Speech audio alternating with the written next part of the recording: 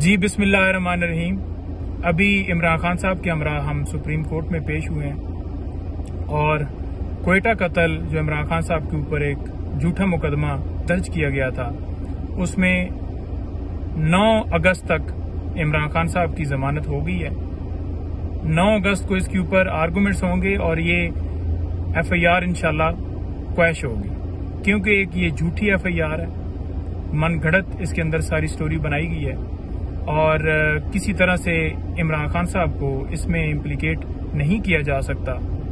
109 के पूरे पाकिस्तान में इन्होंने जो मुकदमे दर्ज किए हैं सब में माँ का रोल, इंस्टिगेशन का रोल, ये सारा डाला गया है। जितने मुकदमा दर्ज किए हुकूमत ने ये देखा कि अब किसी केस के अंदर खान साहब को वो जकड़ नहीं पा रहा है, तो उन्होंने कहा कि एक 302 की FIR जो है क्वेटा में दी जाए।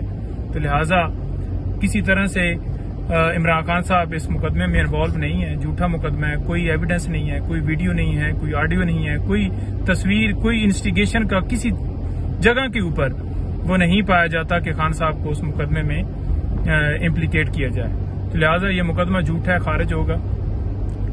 और अभी हम इंशाल्लाह खान साहब के साथ तोशाखाना केस जो कि लगा हुआ है जुडिशल कम्प्लेक्स के अंदर, डिस्ट्रिक्ट कोर्ट के अंदर, वहां पर पेश होंगे और उसके बाद फिर आगे इंशाल्लाह वापसी होगी। Thank you.